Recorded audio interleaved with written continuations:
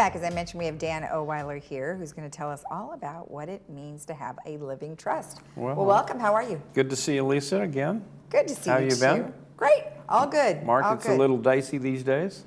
Yeah, I didn't meet with a financial advisor and to pull all my money out and put it in cash. Oh, my gosh. Yeah. Because you just never know, right? And these are things that we've talked about over the past several months, is that things are volatile, so what do you do? So here's something really interesting to talk about, is a trust. Okay. And tell me what a trust is. Well, a trust is just a legal document that kind of directs the government or the courts how you want to distribute your assets. We have people come to us all the time and say, do I need a will or a trust? And there's some things that might determine that depending upon the size of the estate or if there's heirs that you're leaving money to and things like that. So, a trust has been very common. What they call a revocable living trust is probably the most common, but there are other types of trusts that are available to people, charitable trusts, special needs trust, irrevocable trust. So there's all kinds of different trusts, but the most popular has been for people to use a revocable living trust in their estate plans. So when we talk about a trust, is it necessary for us to have property? Well, it's not necessary for you to have property. It's just the size of the estate that's going to determine whether or not you want, or how convenient you want to pass this on to your heirs or charity or whoever it is. Right. If you don't have a trust and you have over, I think it's $166,000 of assets, then you have to go through probate. And the court then takes it out of your executor's hands and starts administering the probate to make sure that those assets are distributed the way that you intended it to be through your will. So how does it differ if you were going to, say for instance, if you have a 401k, let's just say for example, and you have already assigned beneficiaries. So doesn't that cover you? For 401k and retirement accounts, it does. Okay. So you never generally put in a 401k or an IRA or 403b, any type of retirement plans, because those already have beneficiary statements on them. Okay.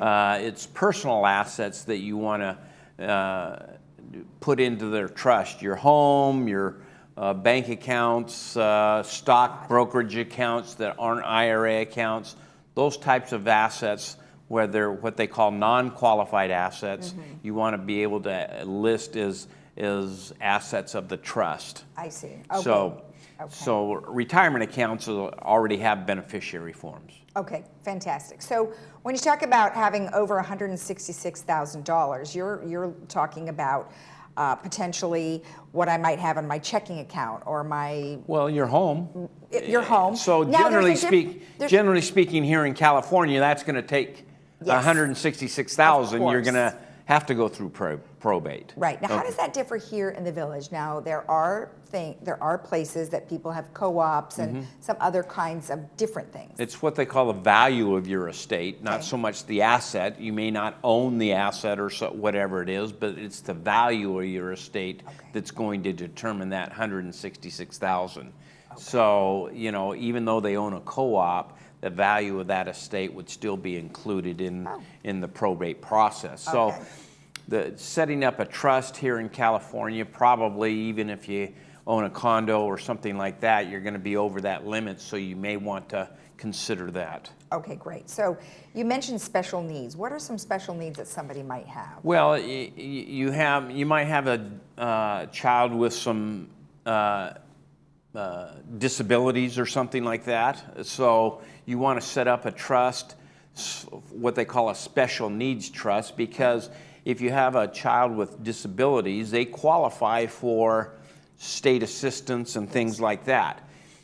If they have lots of assets, then they don't qualify for state assistance.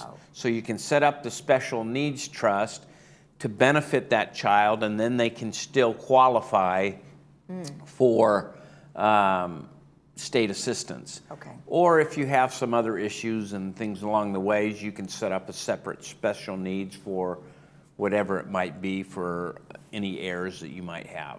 Now, you mentioned assets. So when you're it says controlling assets. So does that mean you're controlling the assets that you have and directing where you want them to go? Well, yeah, that's the nice thing about a trust is you can, if I have 4 children and 2 of them are doing good and 2 of them are struggling, I can leave lump sums to the 2 that are doing good and then payments to the 2 that are struggling. Yeah.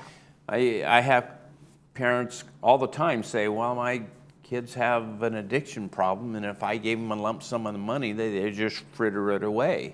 So they don't want to set up a lump sum going to the children, so you can actually have it distributed differently for each of your heirs or your children or whoever it might be. So that is something that you have to have a trust for. You can't just do that in a will. Is that correct? You can't do that in a will. And so the trust is going to give you the opportunity to say, okay, Johnny is going to get $3,000 a month and Sally's going to get $2,000, and these 2 over here, they're going to get their lump sum and can do what they want. And so the nice thing about the revocable living trust is if John and Sally get their lives straightened out and they're doing what they're supposed to do, you can go back in and amend the trust and have them get lump sums somewhere down the line if you feel comfortable with that. Mm-hmm. So when you say probate, I mean, I know you mentioned that the government comes in and they distribute the money. When did that go into place and why is it there? Well, the reason it's there is because the government wants to make sure your wishes that you leave in a will go to whoever. You can't get something transferred into your heirs' names unless either through the trust doing it or the court directing it. I see. And so if the court, it has to go through the probate process and have a judge finally gavel that and said, yes, you can transfer this home to the daughter based upon the will. Does it cost additionally once it goes into probate? Yeah, generally you have an attorney that's representing you, so you're going to be paying attorney fees and court fees and things like that. So, I had one client that we were right in the process of setting up a trust, and they passed away during the process. Oh, gosh. So they didn't have any legal documents in place. It took us 2.5, 3 years to get it distributed. All the costs of the attorneys and managing the estate and during that time. And so you want to have a minimum, you want to have a will. Right. More likely you'll want to have a living trust to help ease the burden of passing that on. And getting a living trust really isn't that hard. I mean, it costs maybe a couple $1,000s to do it, right? It runs anywhere. I'm going to say, they have values, and I would say $1,000 to $2,500, $3,000 for a basic revocable living trust, what they call an AB trust. So, it's not too expensive, and the amount that you spend now is going to save you a lot of headaches, and because you don't even have to go into probate or get the courts involved if you have a trust, because Johnny is now the new trustee of the trust and can assign those funds or distribute funds the way the trust documents. Right. Now sometimes you'll get siblings who sue each other.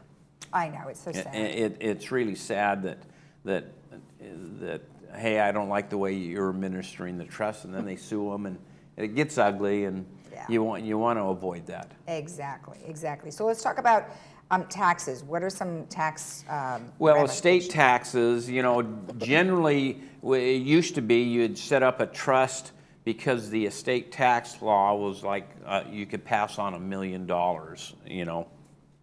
without any estate taxes. Now it's gone up to 11 million, 11 plus, and so the husband can pass on 11 and the wife can pass on 11, so you can technically pass on $22 million without any estate taxes. Oh, interesting. Okay.